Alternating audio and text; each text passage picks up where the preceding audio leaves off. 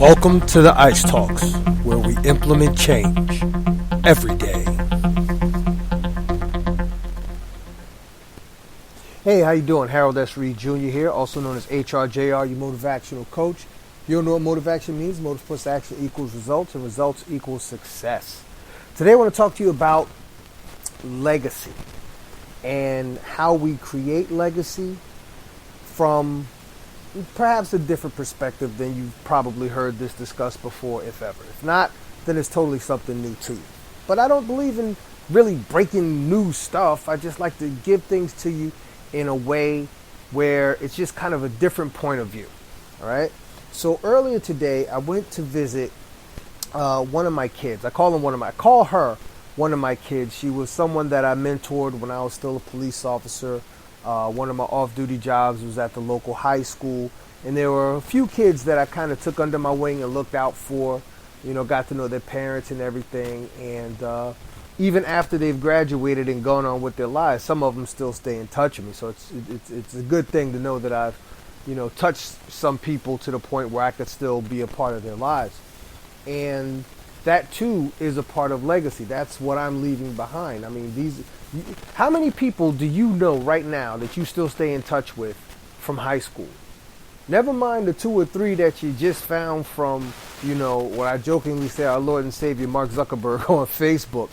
But in a sense, what I'm saying is I enjoy being able to still be a part of these people's lives. And I went to visit my friend today because she had just given birth to her second baby boy. And it really got me thinking about how we go about plotting the course for our children.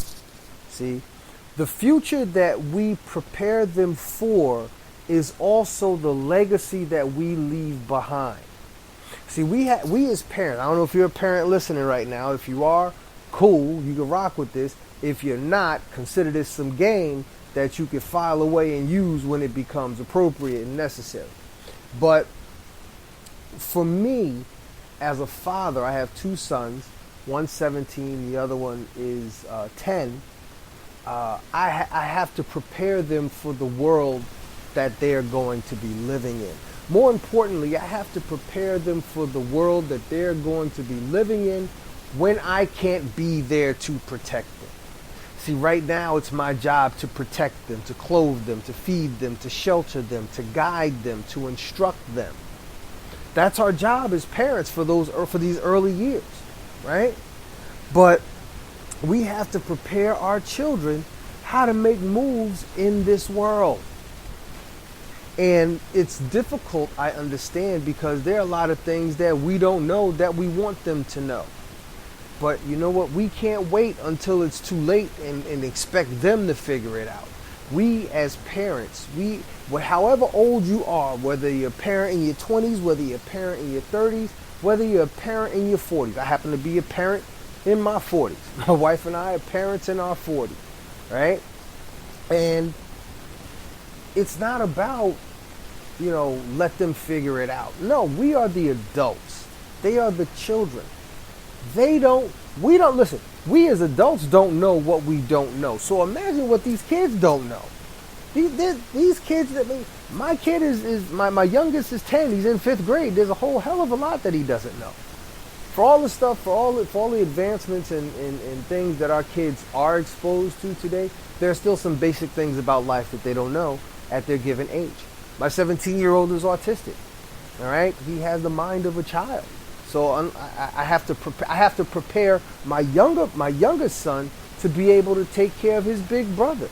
That's a monumental task. And guess what? There's no instruction books for it. There's no instruction manuals for it. There's nobody in my family in this predicament. So there's nobody I could even go to. I could talk to my dad about these things, right?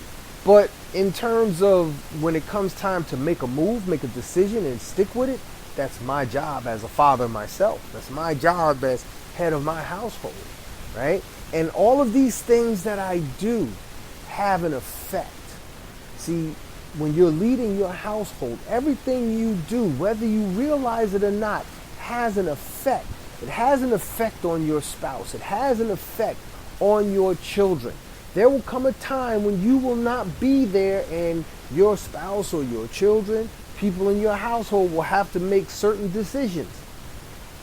And whatever your influence has been on their life will be a determining factor in the decision that they make. Your influence in their life will be a determining factor on the decisions that they make. I have one kid, well, she's a young woman now, but when she was a kid, she was on her way down the wrong path. Spent some time talking to her. Now she's got a master's degree in social work, doing her thing. All right. Another young brother, when I met him, it was a problem. You know, he had some issues that he had to deal with and contend with and overcome. But I spent some time with him. Now that young man is a corrections officer. All right.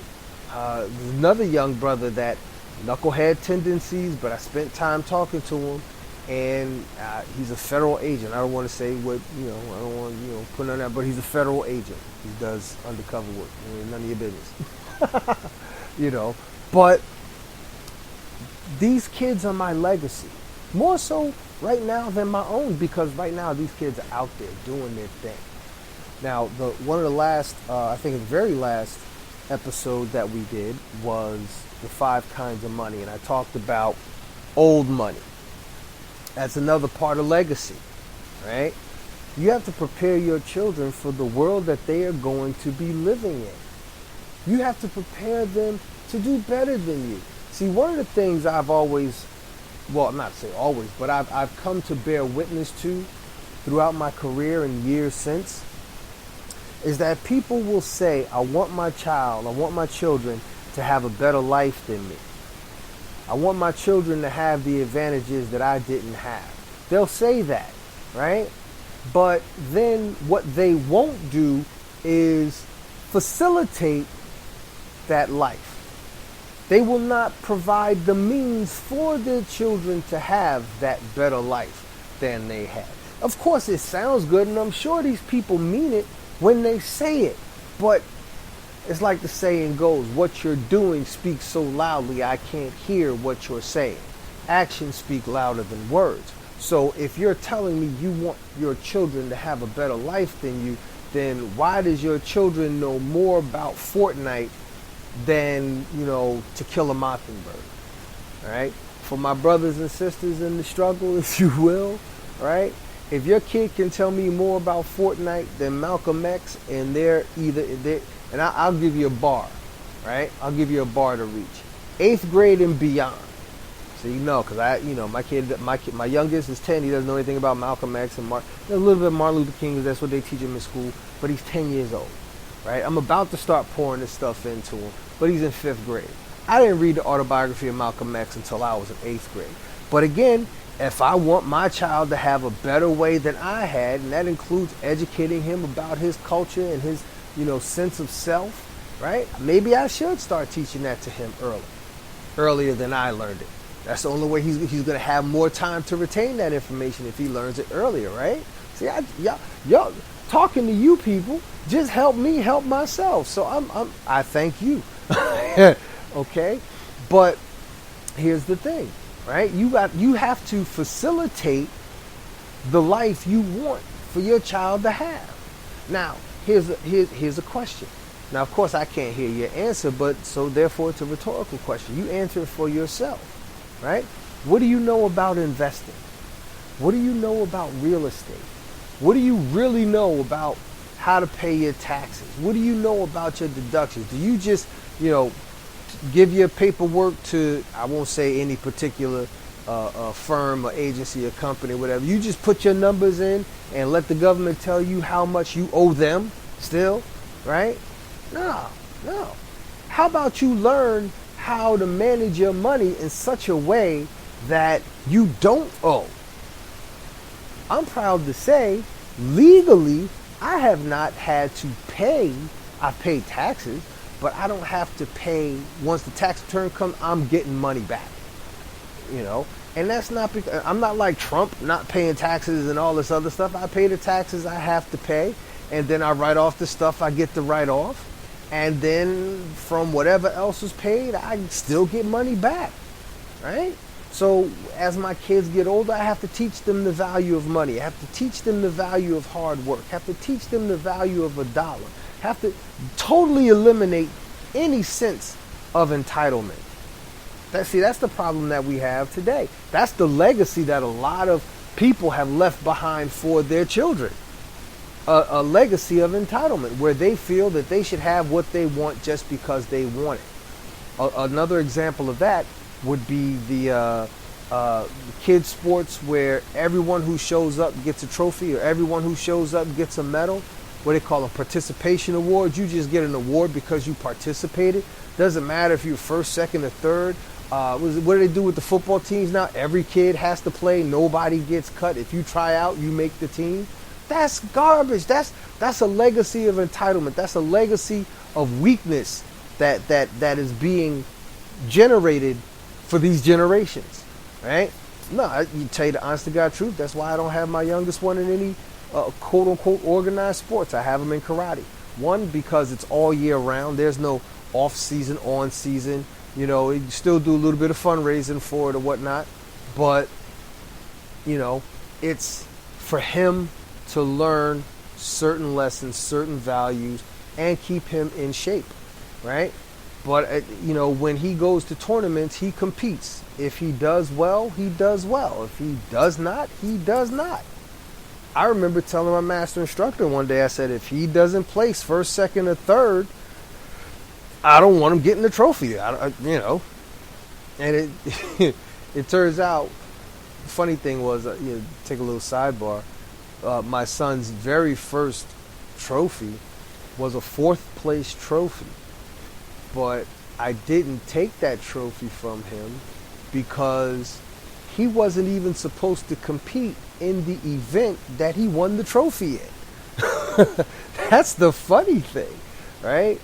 But he went and competed, and I was sitting in another part of the school when he competed, and my sister-in-law was walking by with a trophy, and she said, my nephew got 4th place. I'm like, what did he get 4th place for? Oh, he got it in kata. Like, he wasn't even supposed to be participating in kata. Kata is like shadow boxing in the martial arts. Okay? But here's the thing. He had only been training for a few months. He knew his basic kata, right?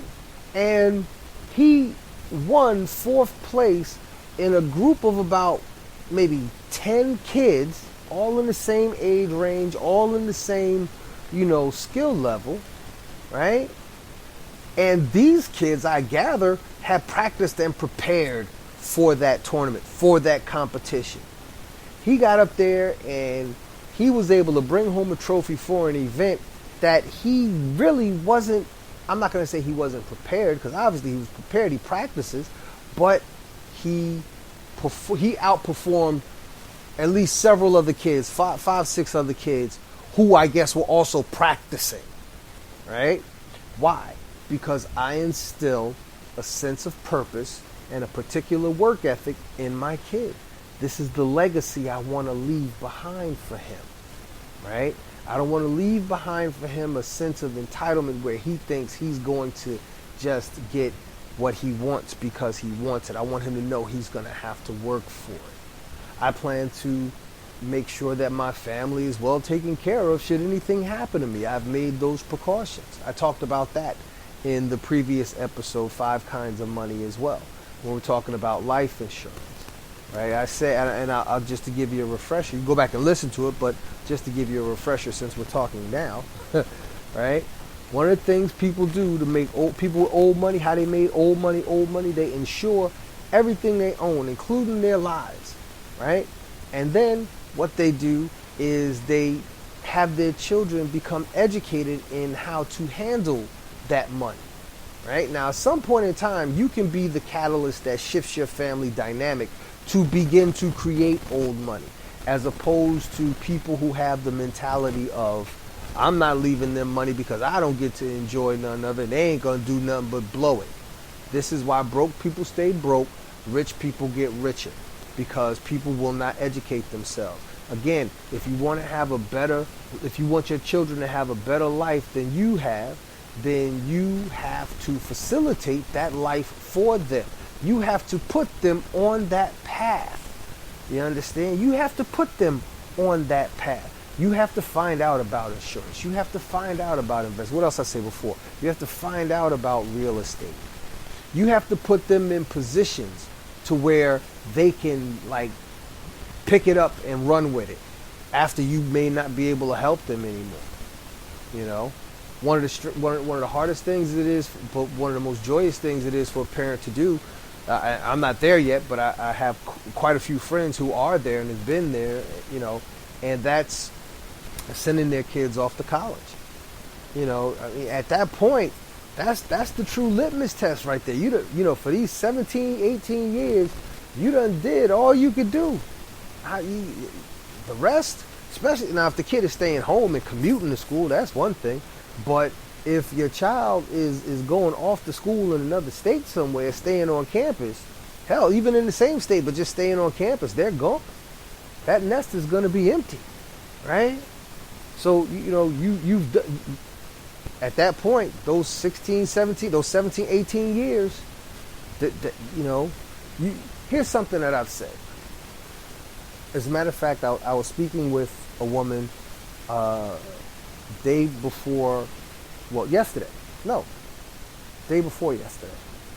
day before I put up this episode. This episode's being done on a Monday. Had this conversation on a Saturday with a grandmother of one of my youngest son's classmates. And you know, she observed me speaking to my son, you know, kind of keeping him in line, letting him have his fun, but kind of keeping him in line at the same time. And she said, "You're hard on him." I said, "Yes, I am." I'm not going to deny it. You know, she said, "But why are you so hard on him?" I said, "No, he can have his fun, but I want him to know that he still has to behave a certain way." No, I understand that, but why are you so hard on him? Because it's my job as his father.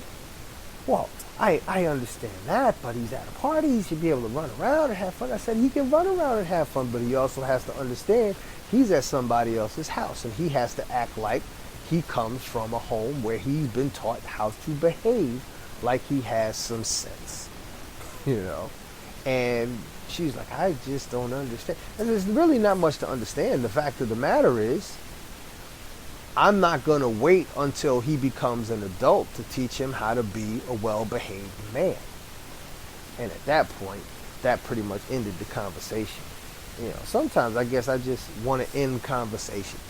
You know, I enjoy the exchange and dialogue, but if you come at me, even gently, if you come at me, my goal then becomes to just shut it down.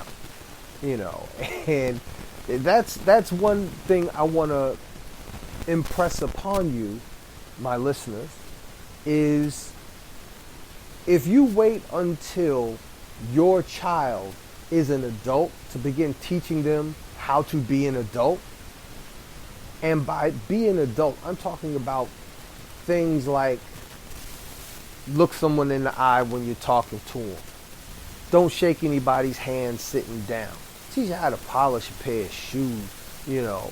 Well, women, I don't know women get their shoes polished, but, you know, basic things of respect. Don't say anything about anybody behind their back that you're not willing to say to their face. These things, when you go to someone else's house, even if a whole bunch of other kids are running around, you don't be the one that's running around, because somewhere along the line, something's going to get broke. You're going to be the one standing there, and then what?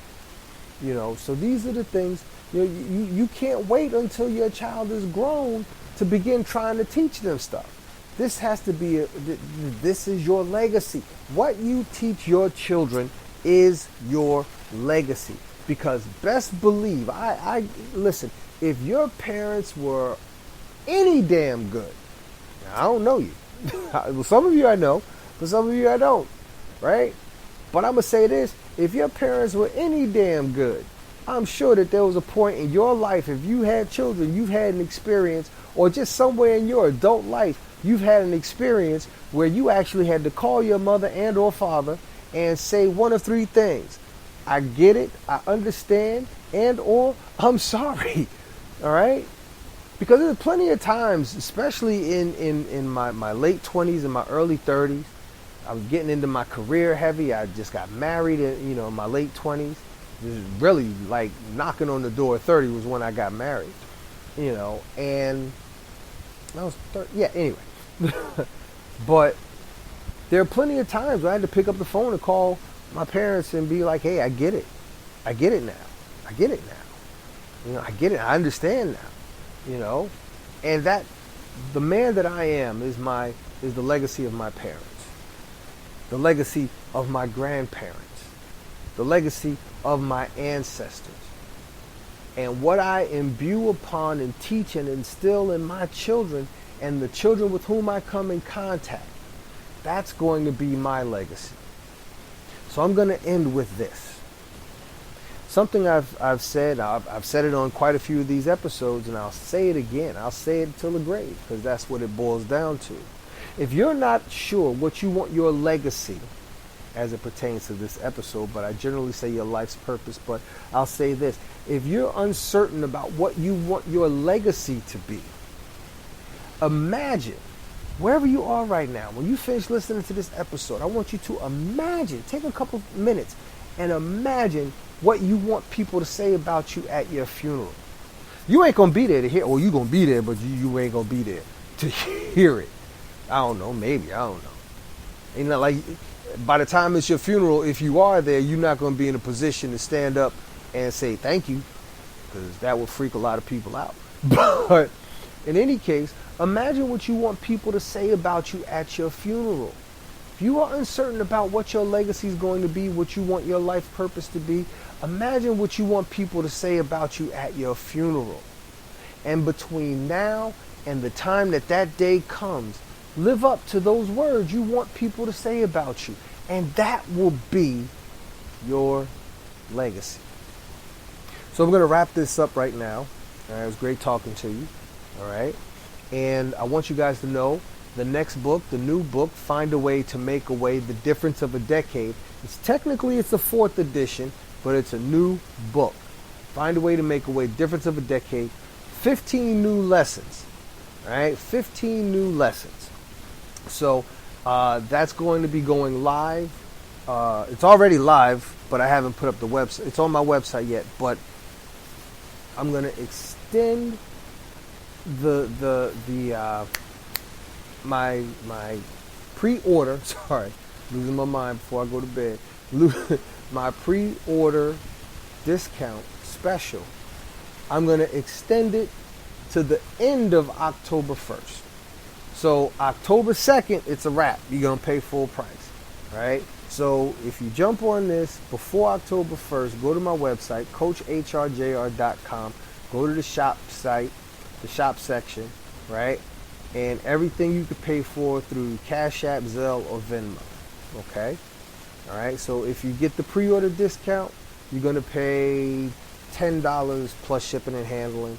If you wait till after October 2nd, 12 a.m. October 2nd is going to be $15 plus shipping and handling. All right, this is a great new book. I don't care if you're 12 or 112. There's going to be something in this book for everybody. All right, that's why I write. That's why I share these lessons. I live, I learn, I share. That is what I want my legacy to be. That might be what goes on my tombstone. He lived, he learned, he shared. With that being said, I'm going to wrap this up. You guys have a great day or afternoon or evening, whatever time you're listening to this. Just have a great life. I love you guys. Take care. I'll talk to you in the next episode.